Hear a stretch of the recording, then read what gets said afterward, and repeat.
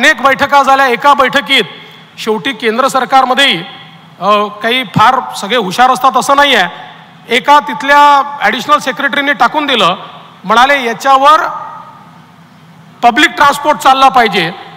आणि पब्लिक ट्रान्सपोर्टपर्यंत ठीक आहे, आम्हाला मान्यच होतं ते.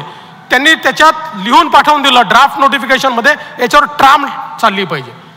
शेवटी पुन्हा मीटिंग घेतली आणि त्या मीटिंगमध्ये मी मंत्र्यांना सांगितलं, म्हटलं मोदी सरकार आहे, आधुनिक सरकार आहे, ट्राम कुठल्या जमानातली आहे, तुम्ही हे आमच्यावर त्या ठिकाणी टाकू शकता की अट एखादी की याच्यावर आम्हाला पब्लिक ट्रान्सपोर्ट चालवायचंच आहे, पण तुम्ही ट्राम चालवा म्हणताय, म्हणजे आम्ही वेगाने पुढे न्यायचं आहे का धुकधुक गाडीमध्ये पुढे न्यायचं आहे. आणि मग ती अट देखील त्या ठिकाणी वगळण्यात आली. अनेक बैठकांमध्ये मला आजही आठवतं की विशेषतः म्हणजे ज्या लोकांनी याचं काम केलं त्यांची तर नावं ही घेतलीच पाहिजे, पण डॉक्टर संजय मुखर्जी आणि प्रवीण परदेशी यांचंही नाव हे मी आवर्जून घेईल की ज्यांनी त्यावेळी या सगळ्या प्रॉब्लेम्समधनं सातत्याने मार्ग हे त्या ठिकाणी काढले. आणि मला आजही आठवतं की जी एक बैठक झाली, त्या बैठकीमध्ये शेवटी मी नाराज झालो आणि मी त्यांना सांगितलं की मी आता मोदीजींकडे जाऊन तक्रार करतो की हे डिपार्टमेंट तुमच्या सरकारप्रमाणे चालत नाही आहे. म्हटलं तुम्हाला मोदीजींनी स्पष्टपणे सांगितलं आहे की तुम्हाला तात्काळ याला मान्यता द्यायची आहे.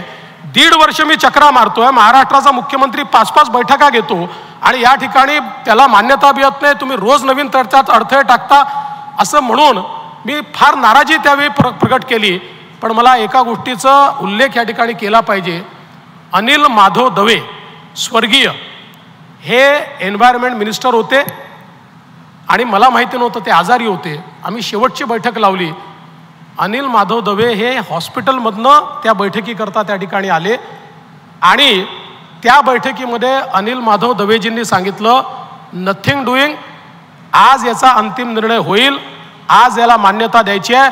मला सांगितलं की मुख्यमंत्री तुम्ही पोचतपर्यंत आम्ही येत्या 2 दिवसामध्ये फायनल नोटिफिकेशन देतो.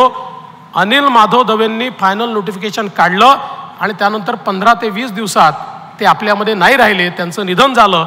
त्यामुळे त्यांची देखील आठवण या निमित्ताने करणं अत्यंत गरजेचं आहे, कारण याला जे अंतिम मान्यता आहे ती त्यांच्यामुळे या ठिकाणी मिळाली. आणि त्याच्यानंतरही याच्या मागचं शुक्ल काष्ट संपलं नाही. काम सुरू केल्यानंतर हायकोर्टात पिटिशन झाली, आम्ही हायकोर्टात जिंकलो, सुप्रीम कोर्टात पिटिशन झाली, आम्ही सुप्रीम कोर्टात जिंकलो, सगळीकडे आम्ही जिंकलो आणि हे काम सुरू झालं. आणि आता जे लोक या ठिकाणी क्लेम करतायत आमच्या काळात झालं, आमच्या काळात झालं, खरं म्हणजे एका गोष्टीचं खरंच मी या ठिकाणी अभिनंदन करेन की आमच्या अश्विनी भिडे असतील, यांनी खूप चांगल्या प्रकारे याचा पाठपुरावा करून आणि यातल्या इतक्या अडचणी दूर केल्या आणि याला खऱ्या अर्थानं त्यांनी एक नेतृत्व दिलं.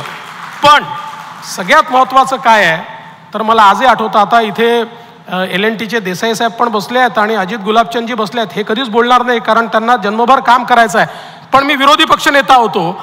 माझ्याकडे यांचे लोक, म्हणजे यांचे कोणाचे मी सांगत नाही ना, तर ते बिचारे अडचणीत यायचे, हे सातत्याने यायचे आणि मुख्यमंत्री महोदय सांगायचे की कसं काम करायचं, इतकी वसुली चालली आहे, आम्हाला या ठिकाणी कामच करता येत नाही, आम्हाला एक ट्रक न्यायचा आहे तरी वसुली, आम्हाला खोदायचं आहे तरी वसुली, आमच्याच लोकांना कामं द्या, याच रेटनी कामं द्या, अशाच प्रकारे कामं द्या.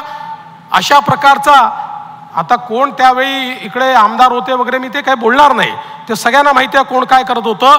पण अशा प्रकारचं इतक्या मोठ्या प्रमाणात त्यांच्यावर दबाव असायचा. हा रस्ता पूर्ण झाला कारण सत्ता बदल झाला आणि एकनाथ शिंदेजी मुख्यमंत्री झाले, नाहीतर अजून 2-4-5 वर्ष हा रस्ता पूर्ण झाला नसता.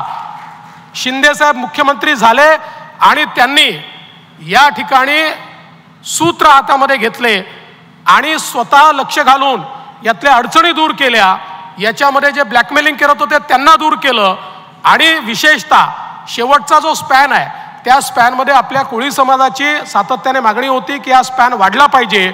त्या संदर्भात बैठका घेऊन म्हणजे हे देखील सांगितलं पाहिजे की ते लोक उद्धवजींकडे पण गेले होते, पण उद्धवजींनी त्यांना एंटरटेनही केलं नाही. पण ज्यावेळेस ते मुख्यमंत्र्यांकडे आले, मुख्यमंत्री मोदयांनी आम्हाला बोलवलं, बैठक घेतली आणि हा स्पॅन वाढवण्याचा निर्णय आणि आपल्या कोळी समाजाला त्या ठिकाणी न्याय देण्याचा निर्णय घेतला. सातत्याने याचं मॉनिटरिंग करून हा वेळेत रस्ता झाला पाहिजे. म्हणजे याला नवीन सरकार आल्यानंतर आलेली जी गती आहे, ही गती जर आपण बघितली, आणि चहल साहेब तुमचं देखील मी मनापासून अभिनंदन करतो, कारण तुम्ही याच्यामध्ये ज्या प्रकारे गो गेटरची भूमिका केली आणि अत्यंत वेगाने हे काम या ठिकाणी करण्याकरता मदत केली, तुमचं खरोखर मनापासून अभिनंदन आहे.